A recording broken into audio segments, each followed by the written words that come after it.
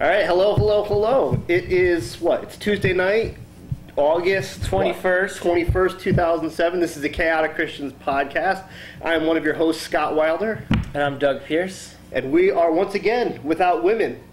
We must smell bad or something. It must be something like that. Probably. Crazy. But then again, you've got like the sexy ones, so here's looking at you. Thanks. All right, cool. All right. Every week, the first thing we do is, how was your week? How are things going? And we've actually missed a couple weeks, so it'd probably be good to catch us up on how the month has gone. Oh man, this week it just started for me, so I'll say I'll give it a 4 out of 5. It's been good. Yeah. I haven't really worked a whole lot yet this week, so I'm still having a good time and stuff like that. Nice. And over the weekend, Lindsay and I got to go out to Brown County, which is like a really nice local state park that Indiana is known for. We looked at lots of got in the nature center, looked at snakes. They had real ones and stuff. Wow. And this and that. So that was cool. The last couple of weeks have been good, but not great. So I'll give them a 3. Just just working a lot. I was saying, I was at 10.5-hour days and 9.5-hour days, and so yeah, I don't know. Last couple weeks for me have been I'd give them a 3 or 3.5. My company's going through some crazy changes, and I've had to pick up the slack a little bit, as well as some of my other coworkers, because we've had some people leave the company. It's no big deal, so for a short time, but it is hard. I'm doing a lot of traveling, hitting the road a lot, and the work's not hard, but the traveling kicks my butt every time. Yeah. So I'm going to say 3.5 stars on that. Kathy's doing great, though, and we're doing great, so very happy on that front. Now that you guys are married, we kind of talk a little bit about the ball and chain. Right, the learning curve and how things are going. So any things to report on that end? Yeah, definitely. I've been talking to a lot more people, I think. Mm-hmm. At work especially, just people that are older and married, they kind of get interested and come after me, and they're like, hey, we heard you're married. And this one older gentleman that I work with, he works nights, but he comes in to help out. Married 17 years, Mm-hmm. Got talked for 20 minutes or so. And he was just like, yeah, you got to do this and this and this. And I kind of grew up and I know that just because a lot of stuff my dad, is. But, no, I mean, things have been going well. I've been noticed, I do a lot more house stuff than I thought I was going to. Right. Just because she works weird hours and so do I, but I have more time to do stuff. So I end up doing dishes every day and cleaning up. And I went to the laundromat this week and did a massive amount of clothes. Nice. So, but it was cool. I mean, I just brought a book, hung out, read a book, although talked to some people. Kathy and I still try to figure out why you just don't bring stuff here. I don't know, man. It's right across the street. Right, so. There's a convenience factor, sure. And it gives me some time to read. That's cool. So yeah, dude, I don't know. I think it's been still learning to communicate and really say what we mean and stuff. Yeah. But as far as understanding tasks and helping each other out, I think we've both been really good about hey, I'm home, so I'm going to do this. Yeah. With both parties. Right. So. That's awesome. That's great. All right, check it out. Every week we kind of come to you guys and we tell you what we found on the internet or in life that we think is interesting and worth checking out. So what do you have for us this week? All right, I got a couple things this week. Yeah. Couple different categories. As far as books, it's a book by the author of Rob Bell. He's a great Christian guy. He also does other books. Another really hip one is Velvet Elvis, which is also good. I've read that. Check that out. But this book is called Sex God, and it's kind of relationships between spirituality and sexuality. But I really found it a great read. It talks a lot about marriage and what it should be and kind of where it's at, and just the miscommunication that people have between the way they're supposed to be in God's eyes and things like that. And it was just really encouraging, but oh man, I got to do this better, Yeah. But it was really smart, and it was biblically backed, which was nice, and it was good. Excellent. So check it out. And then, man, what else? I started a new Kurt Vonnegut book recently, Timequake. Okay. One of his later books in the 1990s. He recently passed away. Check out his book. and we'll save some other stuff for later weeks. Yeah. Like Lindsay was going to say. But yeah, check out those books and start reading more. Totally. Good calls.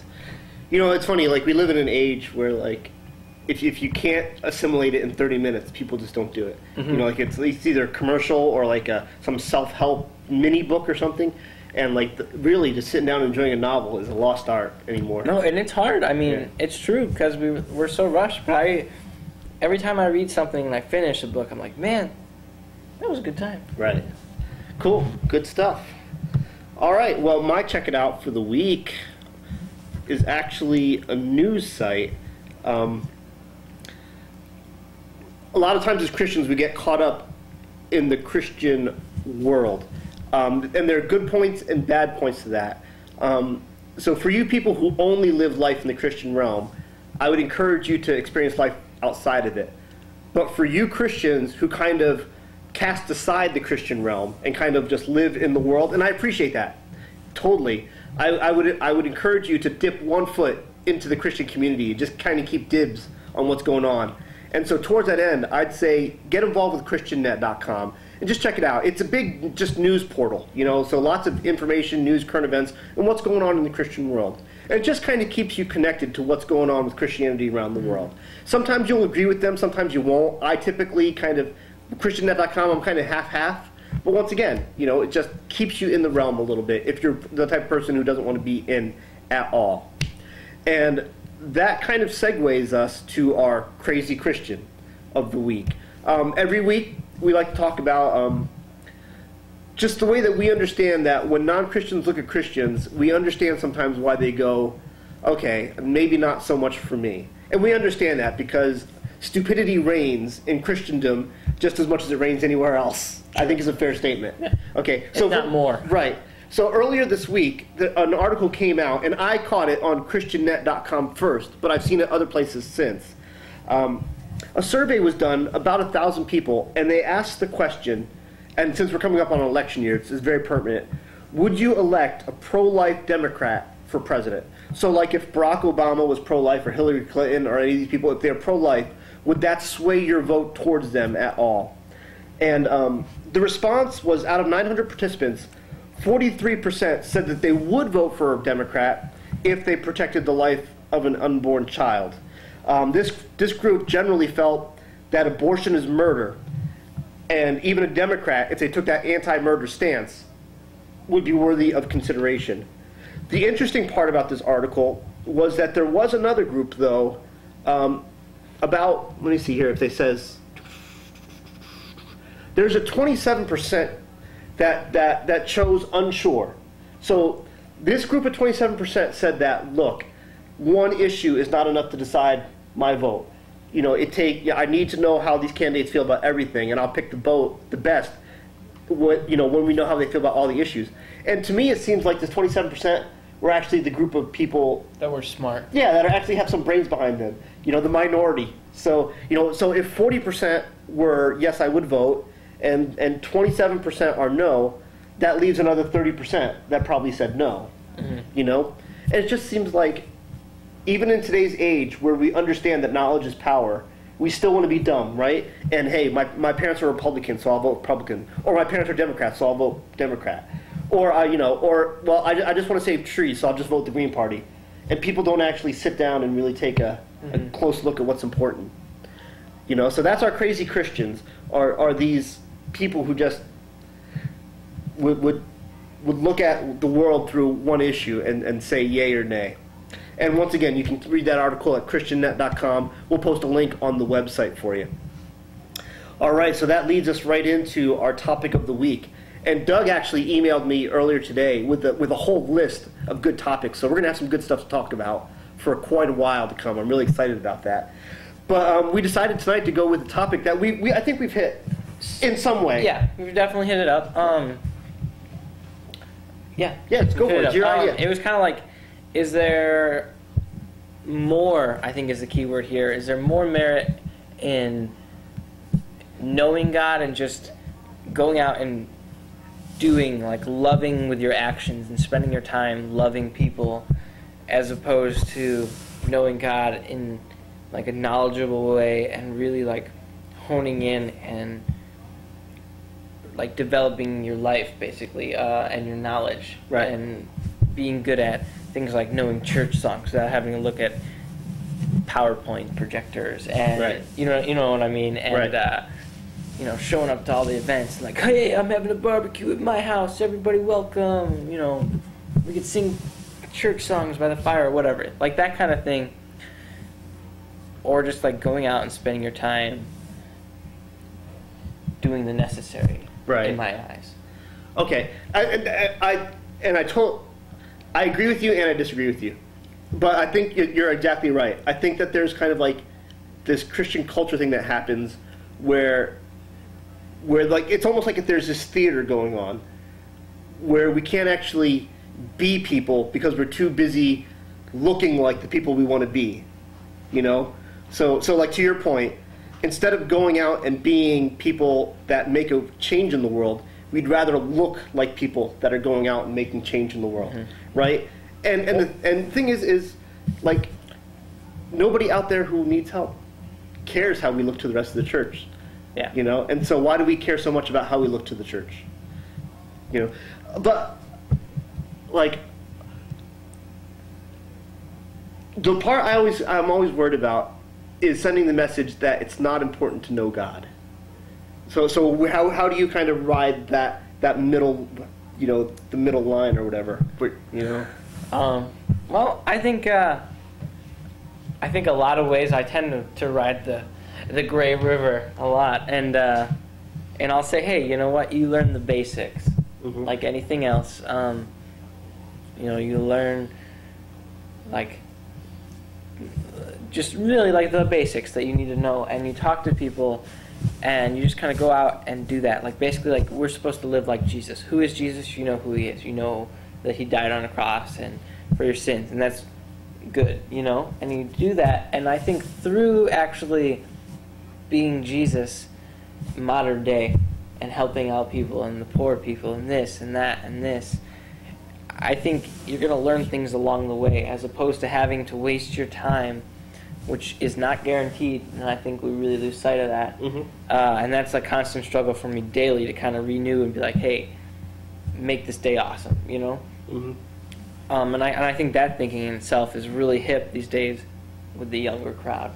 But either way, like, let's take this day, and I don't have to know everything, and if people need questions, I can point them to someone that I do know. Right. That knows something. So that's kind of where I stand. I'm like, hey, I don't think you should need to know everything. Just know somebody that does. Okay.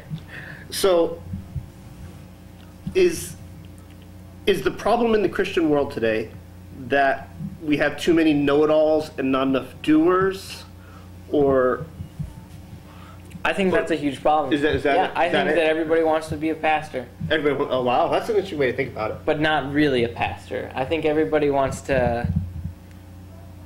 I think everybody thinks they can be a pastor in most churches. But they don't, and I give pastors a lot of credit in most cases, and they do a lot. But half the time I'm like, man, I could preach these sermons, Yeah. Heck, dude, I grew up in the church. I know this. Like, sure, it was a slight different spin, but if I had, in my mind, I'm like, if that was my job, I could think of a different way to, you know what I mean? Right. And I think that attitude isn't good of me to have, but instead I should be like, hey, man, that's awesome, and I'll go out, and if I have a question that I don't know, heck, man, that's their job. I'll point them to them. Right. So, like, that's how I think. Right. I think, I don't know. There's a lot to it. Yeah, like I have to admit, when we first brought up this topic, I thought we were going to have like kind of the same old conversation. But I'm actually really pleased with some of the directions this is going into, because I think like you're really hitting the nail on the head on a lot of these things. So then where does the idea of calling come into play? Like, okay, so if not everybody's called to be a pastor, and too many people are busy trying to be a pastor, has calling kind of become irrelevant, or have we forgotten forgotten the importance of it, or have we made too much of it, and now we all think that we're called to be pastors when really some of us are just called to be like house builders? I think that's a good point. I think probably there's too much of an emphasis on calling. Yeah. where it's always like, hey, you know, the church is a body. You can be the hands and I'll be the feet, and you know, you can be the throat or whatever, you know. And the thing is I think the church is supposed to be a body, but that body doesn't live in the building. Yeah. And I think that's where, like, hey, maybe I am supposed to be a house builder, or, you know, a multimedia guy somewhere else, or this or that, or a nurse or a doctor. And I think those are just as admirable as anything else. Yeah. And I think, like, our gifts don't necessarily have to be used in our church or your church. Yeah. You know, it's for the church. Yeah. I kind of feel like I can't speak authoritatively about the church in other countries. I really don't know that much. I can only speak authoritatively about what I see here in America. And I feel like we've become very much like spiritual addicts, like drugs. So, like, we all love, like, you get your Bible out and you read something and you understand more, and you feel like you've accomplished something, and so you do it more. And you do it more, and you do it more. And yeah, so now you understand, like, oh, you're supposed to be compassionate, and you're supposed to be merciful, and you're supposed to be giving. And you understand it, and it feels so good to understand more, but you actually forget to do it. Mm-hmm. Like, and so we're all sitting here becoming smarter and wiser in the things of God, and yet it's all of no use, because nobody's actually being the hands and feet of the world. Yeah, and if anything, you know? I think, like, when I think about that in my own life, it almost makes me bitter to myself because I don't do it as much as I should, because I know all this. Does that make sense? Yeah. And like, almost just bitter to it, and like, well, you know, what's the point? So if I knew a little bit, I'd probably do more than I'm doing now. And that's kind of right where it ties back, because instead of actually like, hey, I'm supposed to do this, let's go do it, I'm like, well, I'm supposed to do this, but in this book this happens, and actually, you know what? This raises some pretty interesting questions. Like, sit down and talk about it at a coffee shop instead. Yeah. Totally. You know, I think we run into that. Yeah. Like, actually, after church, instead of going out and doing something, yeah, let's go out to Starbucks and chat, you know? Yeah. Or whatever the case is. Totally. And then just kind of make our heads even more bigger and confused or not confused or whatever. All right. So if you were to give advice to somebody, once again, you know, if we were talking to a teenager or a college kid who's like, Doug, I totally hear you, and I want to get involved in the community, and I want to make a difference, but I just don't know how to get started. What is the first step to getting the ball rolling and actually being an effective Christian? All right. I mean, I don't know, I'm not like the best guy, but the first answer that comes to my head is go ask your church, but I don't want to use that answer because I think there's problems with that. It's like, once again, you're relying only on a small group. I say go to your local, a lot of cases that I've known is go to your local YMCA, and they know what's going on in your community right. a lot more than most people do. And a lot of, like, lower income, and the YMCAs are really good about that kind of stuff. Yeah. Or even, like, you go into your local, like, town hall or city hall or whatever, and you find the nicest person you can, and that's who you talk to, and maybe figure out what they're upset about, or find, you know what I mean, like, the passionate people you can kind of usually tell. Right. And they'll know. But definitely like a YMCA or something like that. Right. I think one of the questions, like, when we get involved and we realize how it is we're supposed to be serving, what we do is we turn around and we go into our churches and we say, well, how can I help the church? And I think maybe one of the things that we've forgotten how to do is to go into a community and knock on somebody's door, or see somebody who's just sitting on the side of the street and say, how can I serve you? You know, even here, I mean, we live in a fairly nice community here in Greenwood, Indiana, a little bit south of Indianapolis. And, you know, people are outside all the time. And I certainly don't, you know, communicate with them or hang out with them as much as I should be. And it's not because I feel like I'm holier than thou. It's simply because, once again, you know, that application, it takes a lot of, what's the word? Bravery, you know, to get out there and put yourself on the line. But that's where it starts, is kind of like that heart of service and willing to not just make sure that you've got yours and the people that you care about have theirs. But going and finding the people that you don't know nothing about and making sure that they're cared about too.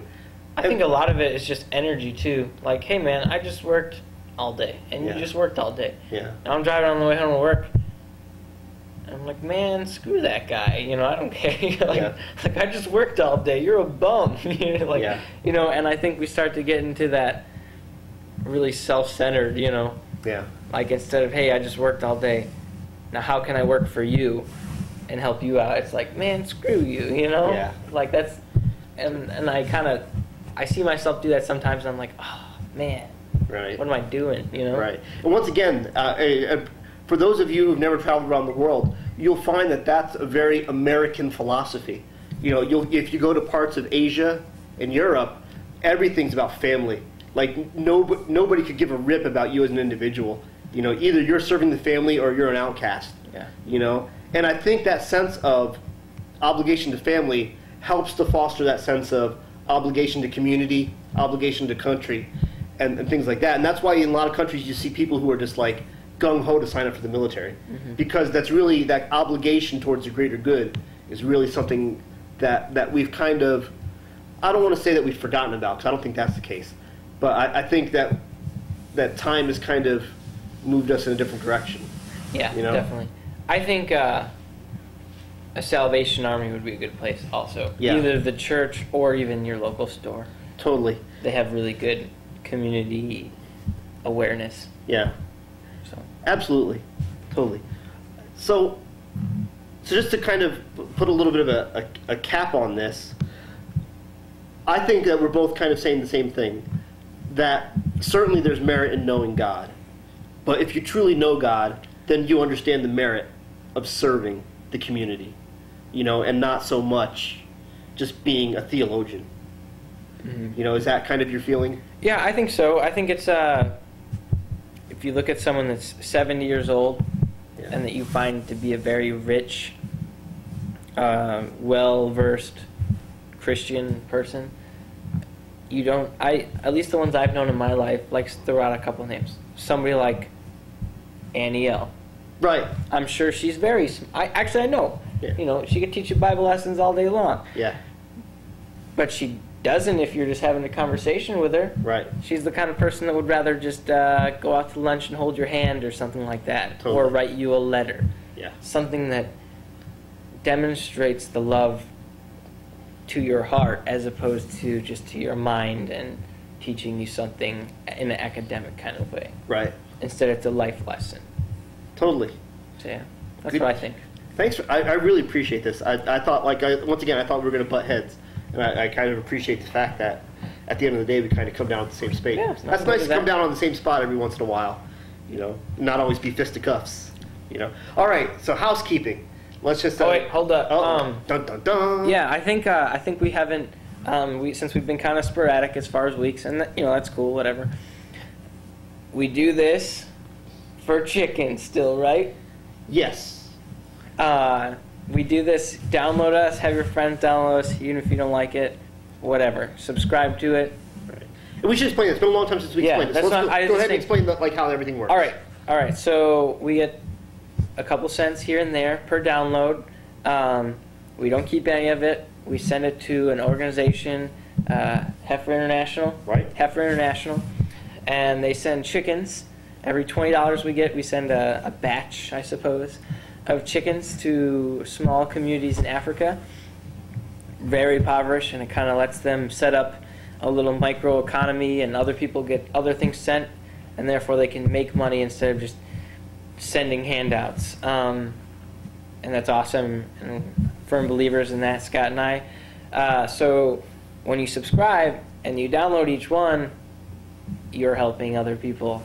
So that's kind of why we do this whole thing, and it's good to have fun and talk and get things moving in our head. But when it all comes down to it, like the more downloads we get, the more times we get to talk, but also, the more people get to live. And real lives are touched. Yeah. Right, exactly. Definitely. Good call, my friend. Excellent. Also, if you want to get in touch with us about anything, like if you're just having a hard week and you just want somebody to vent to that's not part of your sphere of influence in real life, shoot us an email. I'm Scott at chaoticchristians.com. And I'm Doug at chaoticchristians.com. Oh, and I think we can even widen it to like, hey, you know, if you have a sweet check it out, you're like, hey, I live in a small town and there's this author that's just getting started off, or a band or whatever. Send it to me, and maybe we'll make it our check it out. Absolutely. Or if you want us to find out about it, if you're a Delicious user, and you know if you are, if I just said it, just tag it with the word, all one word, Chaotic Christians, and we'll find out about it. And if you don't know it, you're just not cool. That's right. Exactly. Also, if you want to comment on anything online, you can go to our website, I can't even speak English anymore, chaoticchristians.com, and leave a comment under the show notes. Better yet, leave us an MP3, and we'd love to, that's my phone going off in the background, but shoot us a voicemail or LinkedIn MP3, and we'd love to include your MP3. Also, you'll notice that we're going to shoot this episode out as MP3 and as a video.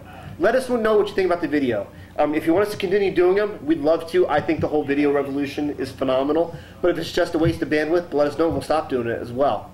But that's it for this week, I think. Yeah, I'm good. Hopefully soon we'll have the ladies back because they always have some good things to say.